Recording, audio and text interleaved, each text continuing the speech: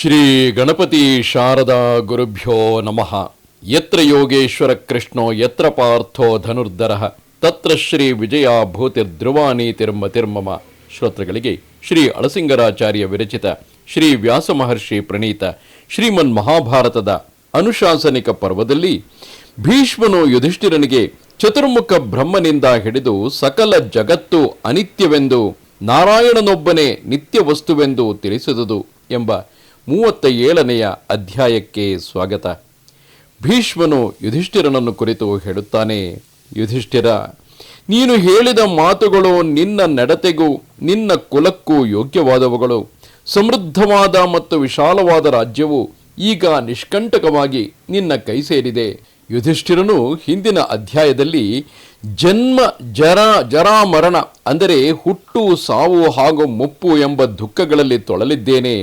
ಆಧ್ಯಾತ್ಮಿಕಾದಿ ತಾಪತ್ರಯಗಳಲ್ಲಿ ಸಿಕ್ಕಿ ಬಳಲಿದ ನನಗೆ ಶಾಶ್ವತವಾದ ಗತಿಯನ್ನು ಹೊಂದುವುದಕ್ಕೆ ಯೋಗ್ಯವಾದ ಮಾರ್ಗವನ್ನು ತಿಳಿಸು. ನಿನ್ನಿಂದ ಆ ಕಷ್ಟವನ್ನು ತಪ್ಪಿಸಿಕೊಳ್ಳುವ ಮಾರ್ಗವನ್ನು ತಿಳಿಯಲೆಳೆಸುವೆನು. ಮೊದಲನೆಯದಾಗಿ ಕೃತಯುಗದ ಧರ್ಮವನ್ನು ನಿನ್ನಿಂದ ತಿಳಿಯಬೇಕೆಂದಿರುವೆನು. ಆ ಕೃತಯುಗದ ಧರ್ಮವು ತ್ರೇತಾಯುಗದಲ್ಲಿಯೇ ಖಿಲವಾಗಿ ಹೋಯಿತು. ಆ ಧರ್ಮವನ್ನೆಲ್ಲ ದ್ವೈಪಾಯನ ಮುನಿಯು ಅಂದರೆ ವ್ಯಾಸರು ನಿರೂಪಿಸಿರುವರು. ಆ ಧರ್ಮವನ್ನೇ ಈಗ ಭೀಷ್ಮನಿಂದ ಕೇಳಬೇಕೆಂದು ಯುಧಿಷ್ಠಿರ ಬಯಸಿದ್ದಾನೆ. ಈ ಕಾರಣದಿಂದಾಗಿಯೇ ಭೀಷ್ಮನು ಹೇಳುತ್ತಿರುವನು, ನೀನು ಹೇಳಿದ ಮಾತುಗಳು ನಿನ್ನ ನಡತೆಗೂ ನಿನ್ನ ಕುಲಕ್ಕೂ ಯೋಗ್ಯವಾದವುಗಳು. ಸಮೃದ್ಧವಾದ ಮತ್ತು ವಿಶಾಲವಾದ ರಾಜ್ಯವು ಈಗ ನಿಷ್ಕಂಟಕವಾಗಿ ನಿನ್ನ ಕೈ ಸೇರಿದೆ. ಅದು ಇಂದ್ರ ರಾಜ್ಯಕ್ಕೆ ಸಮಾನವಾಗಿ ಸಕಲ ಸುಖ ಭೋಗಗಳಿಂದ ಪೂರ್ಣವಾಗಿದೆ. ರಾಜ್ಯ ಗುಣಗಳೆಲ್ಲವೂ ಪೂರ್ಣವಾಗಿ ತುಂಬಿರುವ ರಾಜ್ಯದಲ್ಲಿ ನೀನು ಸ್ಥಿರವಾಗಿ ನೆಲೆಸಿದ್ದು, ಹೀಗೆ ಅದನ್ನು ಅಂದರೆ ಆ ರಾಜ್ಯ ವೈಭೋಗಗಳನ್ನು ನಿರಾಕರಿಸಿ ಪಂಚಭೌತಿಕವಾದ ಈ ದೇಹದಲ್ಲಿ ದೋಷವನ್ನೇ ತಿಳಿಯುತ್ತಿರುವೆ. ರಾಜ, ನೀನು ನಿನ್ನ ನಡತೆಯಿಂದ ನಿನ್ನ ತಾತಂದಿರು ಮುತ್ತಾತಂದಿರನ್ನೆಲ್ಲ ಮೀರಿಸುತ್ತಿರುವೆ. ಸುಖವನ್ನೇ ಆಶಿಸುವ ಇಂತಹ ಮನುಷ್ಯ ಶರೀರದಲ್ಲಿ ಇದ್ದೂ ನಿನ್ನಂತೆ ಹೀಗೆ ರಾಜ್ಯದಲ್ಲಿ ವಿರಕ್ತಿಯನ್ನು ತೋರಿಸುವವನು ಯಾವನು? ಮೂರ್ತಿಮೊತ್ತಾದ ಧರ್ಮದಂತೆ ತೋರುತ್ತಾ ಮಹಾ ಯಶಸ್ವಿಯಾಗಿ ಅತ್ಯಂತ ಧೀರನಾದ ವಿದುರನು, ದಿವ್ಯ ಜ್ಞಾನವುಳ್ಳ ಸಂಜಯನೇ ಮೊದಲಾದ ಮಹಾತ್ಮರು, ಉತ್ತಮ ಜ್ಞಾನ ಸಂಪನ್ನರು ತತ್ವಜ್ಞರು ಆದ ಋಷಿಗಳು, ಬ್ರಹ್ಮನೇ ಮೊದಲಾದ ದೇವಾಸುರರು, ಇವರನ್ನೆಲ್ಲ ನೀನು ನಿನ್ನ ಉತ್ತಮ ಸ್ವಭಾವದಿಂದ ಮೀರಿಸಿರುವೆ. ಯುಧಿಷ್ಠಿರ, ನೀನು ಹೇಳುವಂತೆ ಈ ಜಗತ್ತು ಅನಿತ್ಯವಾದುದು, ದುಃಖಪೂರ್ಣವಾದುದು, ಅದರಲ್ಲಿ ಸಂದೇಹವಿಲ್ಲ. ದೇವಾಸುರರೊಡಗೂಡಿದ ಬ್ರಹ್ಮನೇ ಮೊದಲಾಗಿ ಈ ಪ್ರಪಂಚವೆಲ್ಲವೂ ಅನಿತ್ಯವೆಂದೇ ತಿಳಿ. ಇನ್ನು ನಮ್ಮಂತಹ ಮನುಷ್ಯರ ಪಾಡೇನು? ಪ್ರಾಣಿಗಳನ್ನು ತಿರುಗಿ ತಿರುಗಿ ಹುಟ್ಟಿಸುವುದೇ ತನ್ನ ಸ್ವಭಾವವಾಗಿ ಉಳ್ಳದ್ದು. ರೂಪರಹಿತವೂ ಅನಿರ್ವಾಚ್ಯವೂ ಆದ ಆತ್ಮವನ್ನು ಕೂಡ ಅಡಗಿಸಿ ತನ್ನ ವಶಪಡಿಸಿಕೊಳ್ಳತಕ್ಕ ಶಕ್ತಿಯುಳ್ಳದ್ದು ಆದ ಪ್ರಕೃತಿ ಎಂಬುದು ಸ್ವತಃ ಸಿದ್ಧವಾದುದೆಂದು ನಿತ್ಯವೆಂದು ಶಾಸ್ತ್ರಗಳು ಹೇಳುವವು. ಅದು ಅತ್ಯಂತ ಸುಖಾಸ್ಪದವೆಂದು, ಶಾಂತವಾದುದೆಂದು, ನಿರ್ವಾಣವೆಂಬ ಹೆಸರುಳ್ಳದ್ದೆಂದು, ಲೋಕಕ್ಕೆಲ್ಲ ಆದಿಯೆಂದು ಬ್ರಹ್ಮರ್ಷಿಗಳು ಹೇಳುವರು. ಧಾರ್ಮಿಕ ಸ್ವಭಾವವುಳ್ಳವನು ಆ ಪ್ರಕೃತಿ ಸಂಬಂಧದಿಂದಲೇ ಮಾನವ ಜನ್ಮವನ್ನು ಹೊಂದಿ ಸ್ವಧರ್ಮ ಹತರಾಗಿ ತಮಗೆ ಪ್ರಕೃತಿಯೆಂದು ಕರೆಯಲ್ಪಡುವ ಸ್ಥಿರವಾದ ಮೋಕ್ಷವನ್ನು ಹೊಂದುವನು. ಆ ಧರ್ಮವು ಮೊದಲನೆಯ ಕೃತಯುಗದಲ್ಲಿ ಸಹಜವಾಗಿ ನಿಷ್ಕಪಟವಾಗಿಯೇ ಬೆಳಗುತ್ತಿದ್ದಿತು.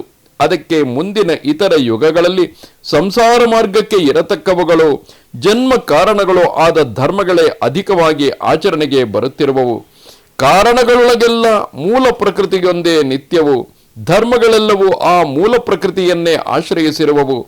ಲೋಕದಲ್ಲಿ ಕಣ್ಣಿಗೆ ಗೋಚರಿಸತಕ್ಕದ್ದು ಮತ್ತು ಗೋಚರಿಸದಿರುವುದು ಇವನ್ನೆಲ್ಲ ತೋರಿಸತಕ್ಕ ಆ ಮೂಲ ಪ್ರಕೃತಿಯನ್ನೇ ಎಲ್ಲಕ್ಕೂ ಮೇಲೆಂದು ಹೇಳುವರು.